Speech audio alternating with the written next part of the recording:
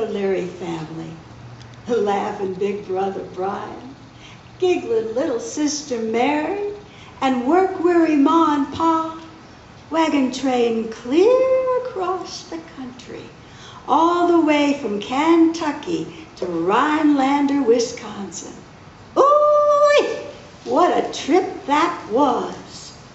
The townspeople solemnly shook their hands and welcomed them into the town.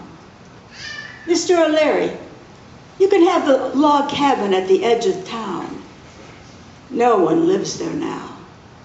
Only take care you don't stray too far into the forest at night. Strange things abide there. That forest is silent and dark, and something is hiding in there. Well, thank you, sir. What be your name? Replied Mr. O'Leary, ignoring the warning about the forest. My name is Jean Shepherd, sir.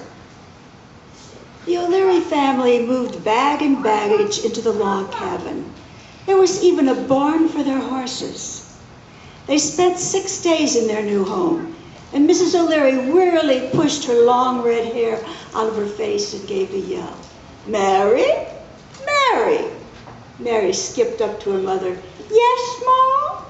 Mary, I want you to go into the forest and pick them blackberries we saw the other day. Your pa and brother do so love blackberry pie. Mary's face puckered and withered with fear. She trembled. Ma, please don't send me into the forest. Margaret Mathis and Sean Shepherd said that Jean Shepherd, Sean's pa, saw a monster called the Hodag living in the woods, and that the Hodag burned and ate up the people who lived here before us. And I'm sure that Hodag would like nothing better than to burn and eat me up too. Mary, I'm ashamed of you believing that rubbish. Now you march quick and pick them blackberries, or your backside will feel maroon. After a hasty look at her mother's black broomstick resting in the corner, Mary cried and wailed and said she wouldn't go, broomstick or no. Mrs. O'Leary sighed and gave another yell.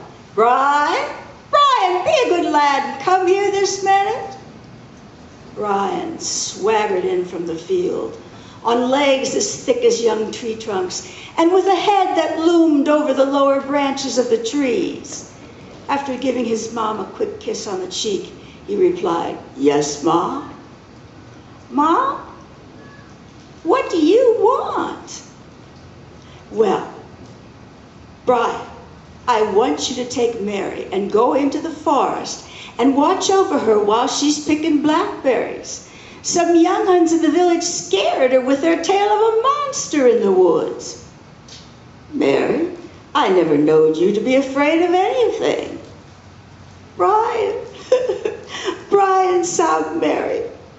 Jean Shepherd said that they saw a strange creature called the Hodag living in his woods, with fire shooting from its nostrils. And then Hodag burned and ate up the people who lived here before us because they walked into the forest one by one alone. Please don't make me go into the forest alone. Brian put his hand over his heart and vowed, Now, Mary, don't you fret. While I'm with you, no one nor nothing will harm you. Well, be off the two of you and bring back lots of those nice blackberries, ordered their mother, pointing to 2 large buckets for them to carry. Brian shortened his stride so his little sister could skip by his side, and into the shadowy woods they did go. 'Twas getting dark. Mother O'Leary, with a lantern swinging from her hand, stepped to the edge of the forest and put her hand to her mouth and yelled, Brian, Brian! Mary, where are you, girl? It's supper time. Bring back not lots of those nice blackberries. The wind began kicking up, and the trees in the dark and gloomy woods began bending and sighing. Mother O'Leary swung the lantern near, but didn't quite step into the woods. Father O'Leary clumped in from the field, holding a rake in his hand. "Well, well, Mother, it's supper time. Where are the children?" "Gerald, I sent Mary into the forest to pick blackberries, and I asked Brian to go watch over them. They should be back any minute." "Why, Mother, they left hours ago. I'll go fetch them." "Gerald, what if the story be true?" "What story?" "Mary said that Jean Shepherd saw a monster called the Hodag in the woods, and that the Hodag burned and ate up the people who lived in this cabin before us because they walked into the forest one by one, alone." "Nah, Mother. Brian's a brave, strong lad, and he'll protect his little sister." "But why then aren't they back yet?" Mr. and Mrs. O'Leary heard some heavy pounding footsteps.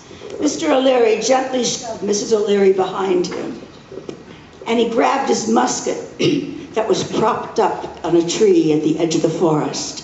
With a steady hand, he aimed the musket into the woods. Brian burst through the bushes. "Ma! Pa! Run! Run quick! We have to get out of here!" "What befallen you, lad? And where's your sister Mary?" "Pa, there's a strange creature called the Hodag living in these woods. He don't want no company. I ain't seen him yet, but you can hear him moaning and roaring. Mary panicked and ran away from me. I've searched and I've searched, but I can't find her." I did find her shawl. It was scorched and burnt and covered with blood. "Brian, we're not leaving here without your sister Mary," said his father, giving Brian a stern and angry look. And that was the night of Saturday, October 13th, when the O'Leary family all walked into that dark and gloomy woods.